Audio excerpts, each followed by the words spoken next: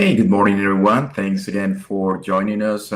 Wishing you a happy 2025 now that we're officially in the new year. Hoping you had a enjoyable and successful and safe holidays with your family and wishing you the best for this 2025. I'm Simon Rodriguez and I'm based in Calgary, Western Canada. Again, the purpose of this podcast, these sessions, is to share our experience, our practices, our basically learning process in the sales journey and sharing that information and those basically inputs and tips with you as well as you advance your journey. Now with me I have Wajid Ali, my partner co-host here of the podcast, and I'll hand it over to Wajid before we dive into today's topic. Over to you, Wajid. Thank you, Simon. Good morning, everybody, and Happy New Year. Happy New Year 2025. I'm really excited today here is for two reasons. Of course, one is we're talking about something which is very close to both of us. It's about the habits and setting goals. But beside that, I'm happy because uh, we are consistent with our approach. We started in 2024. Now it's the first week of 2025 here, and consistently we're bringing some valuable insights to our audience, to our follow-up followers, and the reason we are doing it is we want to add some value to your lives, right? We want to add to some value to the people who might be new, who may be just starting their career in sales and leadership, and we want to share our experiences with those people to ensure that we can add some value to your lives. We are also appreciating all the comments and feedback that you have shared with us over the year, and we would like you to keep doing that and keep us motivated. Now, my name is Wajid Ali. I'm based out of Toronto, Canada, and we are live here today to talk about some of the things that we call setting up goals or setting goals for the new year, and then what is the value of habits and how we can develop successful habits so that we can have a successful 2025. Now, Simon, I think we can start. We can kick it off for 2025. What would you recommend when it comes to setting up goals for New Year? Where would you start from? Yeah, what a great way to start the year is by ensuring, reflecting, reviewing all the habits that you're setting in place for a successful 2025, right? I think there's no point in having goals, even if they're smart goals, well structured, etc., if you don't have the proper habits in place that will help you get there. And with saying that, the point is building those habits that are going to help you get to your goals. Now, when it comes to goals, I think we talked about it, and also that's part of the feedback we have received through the audience is having clear goals, right? Having smart, and we go into being specific, being time bounded, having all the meeting all the criteria for being a smart goal.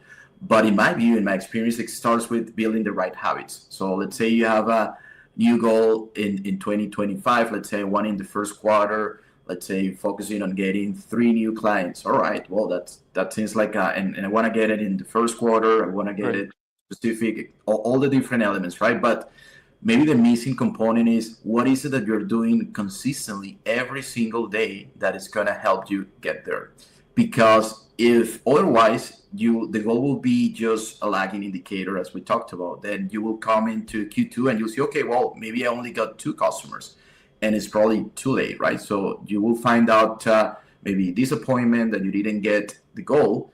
But I think maybe the missing link is ensuring those habits that's gonna, they're gonna help you get there. Now, on that note, what would you, I mean, what are some of the, I'm curious, some of the typical habits, common habits that you, for yourself, that you normally establish to ensure you meet those goals? And it could be mostly on your professional goals in terms of sales. Any particular recommendations on your end? When it comes to developing successful habits, there's a book by the title of Power of Habits. If somebody hasn't read it, I would strongly recommend, s- you know, setting some time aside. It's a new year, setting some time aside for your reading. Just read that book. It talks about how powerful the power of habits is, and where can we start, and how we can start is start small, right? You know, start with those habits. Those are easy to implement. For example, you can have any, you can just set aside 10 minutes for reading or writing. So if you don't have developed, if you haven't developed a habit of reading, what you can do is start small, right? So start from, maybe if you can spend 5 minutes reading, because it takes some time to develop that Mhm. habit. You can start small, maybe have 5 or 10 minutes every day, but make sure that they are small and they're achievable. So I think 5 or 10 minutes is not a lot. It's small, it's doable, it's a very small piece of your daily routine. So that's where I would recommend, as an example, start maybe 5 or 10 minutes for reading or journaling. I think another thing important is, beside reading, is journaling, right? Because the successful people, or the people that I have seen, and I would assume, Simon, you too, is, people, how do they track their progress? Is one of the way is by journaling. So towards the end of the day, what they do is, or even during the day, they keep writing what is going on with them, and then towards the end of the day, they have a journal where they add how the day went, what went well, what were the learnings, what were the missed opportunities and stuff like that. And if you keep doing it, 5 minutes in the morning, 5 minutes in the evening, keep that consistent, keep that going. It's a very powerful habit. And when we talk and meet again at the beginning of 2026, you would have seen a big change in your career and in your personality and in your life.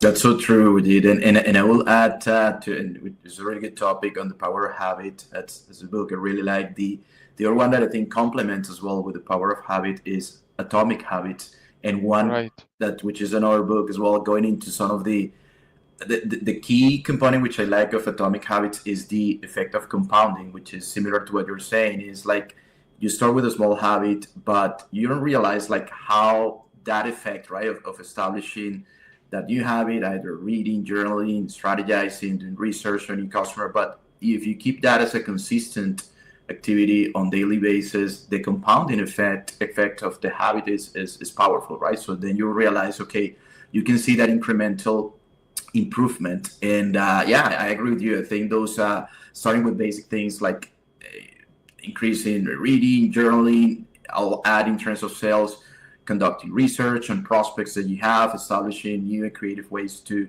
reach out to those customers. But whatever it is that do you think will help you reach your goals, it's important that you think about those things as habits as well, like building those consistent steps and activities that will help you get there. Now, with that, we talking about habits and how they can help you define the goals. What are some of the trends that are you expecting to see in terms of goals, in particular sales goals in 2025? We know obviously technology is evolving. There are a lot of automation. There are new ways and creative ways to scale and get to new markets, more customers. Any thoughts or ideas on your side, and how do you see goals in 2025 from the sales perspective? Yeah, I think that's very important that uh, we spend some time here about, from you're absolutely right, from the sales perspective, is what is it that we potentially could see changing in 2025 and onwards? As you said, as you just mentioned, is, one of the things that is potentially going to affect all of us is the technology, right? Exactly. Technology is evolving, and it's evolving with a rapid pace that perhaps we are not yet ready for as humans, right? So when you talk about AI, you talk about machine learning. How can you leverage artificial intelligence, AI, or machine learning towards the goals that you're trying to set? So if your goal is, let's say if one of your goals is to increase number of logos in your portfolio. Now, how can you leverage an AI or machine learning technology that could help you potentially hit that goal? It could be in Q1 or Q2. So how can you first is how can you understand the technology, what tools are available, and then how can you leverage those tools towards your goal, right? And I will give you an example. If there are tools, some of them are in beta um, phases, and some of them are commercially available. Um, where like since we both are talking and we are in a meeting, there could be an AI note taker with Yep. us, right? So you can have there are different tools. You can bring those as a potential attendee. What that AI will do, that AI will take notes for you and will capture all the points that you and I are talking. And then once we are done, we can refer back to the notes taken by AI, and that AI will even highlight the key points for us, right? What are the key takeaways from this conversation between you and me? And once you have those key takeaways, you can share those key takeaways with your customer as call it as a reward, right? Because if you take those key takeaways, share with your customer will appreciate it, and it will help you potentially add more logos, as I said, if that is one of your goals. What are your thoughts, Simon? If you were to set some goals, how would you leverage, or what other things beside technology would you recommend? Yeah, with technology, I like you kind of read my mind with the note takers, and because that was one thing that initially came to my mind. It's a couple of things. One was leveraging technology to make usually part of the of your task more efficient, right? Like being more efficient throughout that process, ultimately being more effective. Now, the other thing that I found as well, like when we're doing research for new customers, you have either like quite long, like either like documents, like public documents. If you're looking into a website of a customer and they have like the 2024 Hmm. annual report, right? Let's say if it is 300 pages. Right now, there are many tools that you can, as you said, you can add that link. They can summarize the key points. They can. So there are ways to make the process more efficient, and in that way that you can leverage this tool to advance your sales obviously approach. So I agree that technology will play a significant role.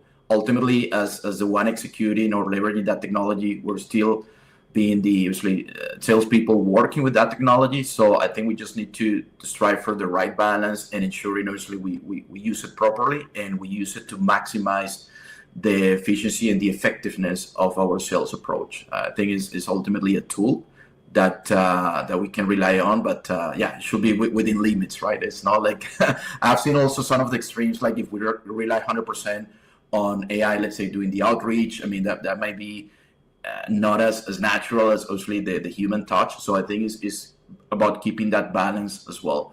But I think Of also course. expectations will change, Wajida, and that's one thing I'm thinking in terms of 2025 is thinking on the customer side. I think their expectations might change as a customer in 2025 because those tools that we have as a, let's say, as a company, as a vendor, they also have it as a customer, right?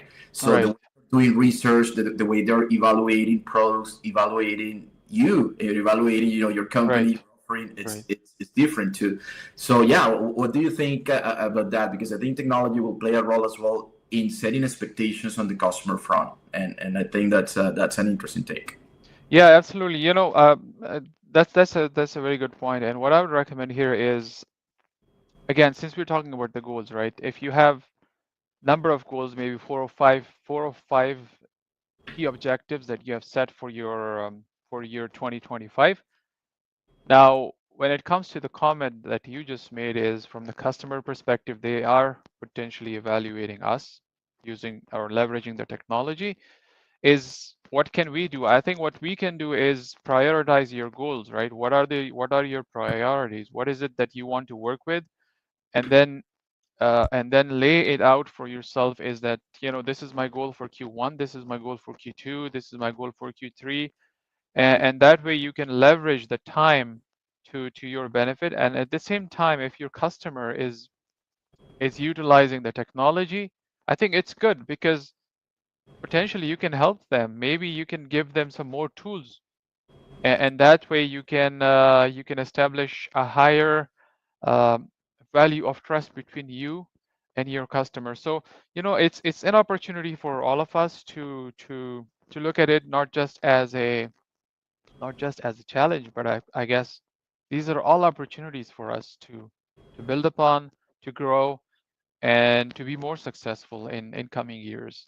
I think we can wrap it up. What are your final thoughts, Simon, here? And then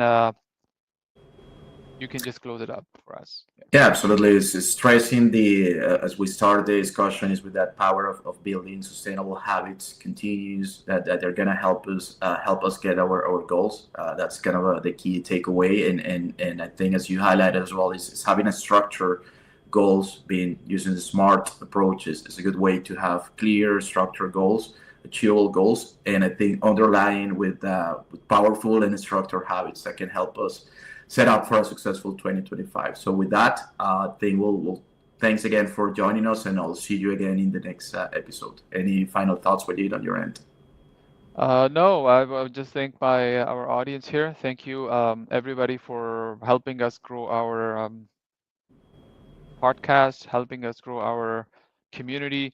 And we will make sure that we bring more insights, more valuable insights for you and your teams in coming weeks and months. And we'll be working together. Thank you again, and we will see you in next episode. Thanks, everyone. Thank you.